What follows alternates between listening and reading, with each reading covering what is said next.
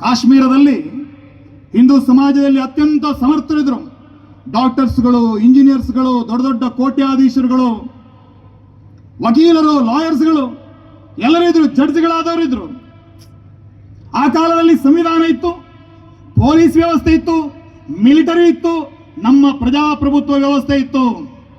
ಎಲ್ಲ ಇದ್ದು ಕೂಡ ರಾತೋರಾತ್ರಿ ಲಕ್ಷಾಂತರ ಜನ ಹಾಕಿದಂತ ಬಟ್ಟೆಯಲ್ಲಿ ಹೆಣ್ಣು ಮಕ್ಕಳನ್ನ ಬಿಟ್ಟು ಬೀದಿ ಬಿಕಾರಿಗಳಾಗಿ ಓಡಿ ಬರುವಂತಹ ಸ್ಥಿತಿ ನಿರ್ಮಾಣ ಆಯ್ತಲ್ಲ. ಇದಾಗೋದಕ್ಕೆ ಕಾರಣ ಏನು? ಕಾಶ್ಮೀರದ ಹಿಂದೂಗಳಲ್ಲಿರದಂತಹ ಸಂಘಟಿತವಾದಂತಹ ಹೋರಾಟ ಮಾಡಲಿಲ್ಲ ಅವರು. ಸಂಘಟಿತವಾದಂತಹ ಒಂದು ಪ್ರಯತ್ನವನ್ನ ಆ ಸಮಾಜ ಮಾಡಲಿಲ್ಲ. 5 ಲಕ್ಷ ಜನರಲ್ಲಿ ಒಂದು 10 ಜನ ಕೈಯಲ್ಲಿ ಆಯುಧಗಳನ್ನು ಧರಿಸಿಕೊಂಡು ನಮ್ಮ ಸಮಾಜಕ್ಕಾಗಿ, ನಮ್ಮ ಮೇಲೆ ನಡೀತಾ ಇರುವಂತಹ ಎಲ್ಲ ದೌರ್ಜನ್ಯಗಳಿಗೆ ನಾವು ಉತ್ತರವನ್ನು ಕೊಡ್ತೀವಿ ಅನ್ನುವಂತ ನಿರ್ಧಾರವನ್ನು ಒಂದಷ್ಟು ಜನ ಮಾಡಿದಿದ್ರೆ ಇವತ್ತು ಲಾಲ್ ಚೌಕ್ನಲ್ಲಿ ಪಾಕಿಸ್ತಾನದ ಧ್ವಜ ಇರ್ತಿರ್ಲಿಲ್ಲ, ಲಾಹೋರ್ನಲ್ಲಿ ಭಾರತದ ಧ್ವಜ ಇರ್ತಾ ಇತ್ತು.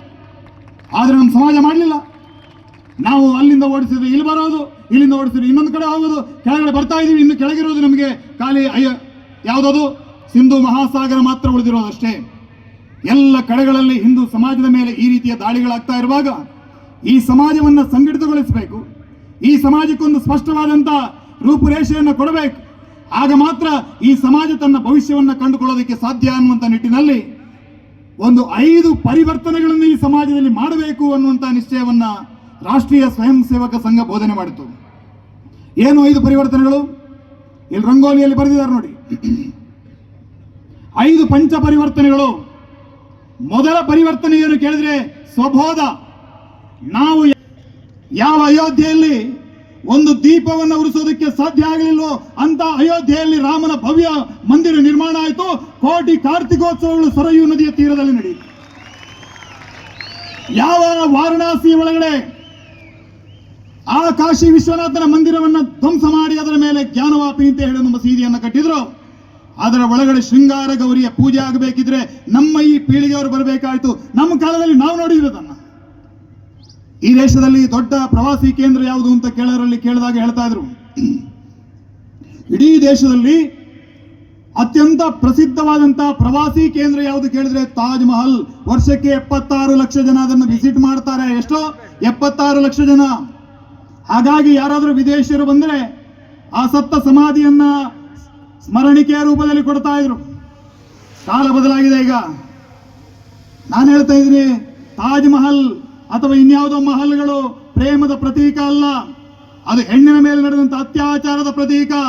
ಪ್ರೇಮದ ಪ್ರತೀಕ ಯಾವುದು ಕೇಳಿದ್ರೆ ಅಯೋಧ್ಯೆ ರಾಮ ಮಂದಿರ. ಶ್ರೀರಾಮಚಂದ್ರ ತನ್ನ ಪತ್ನಿಗೆ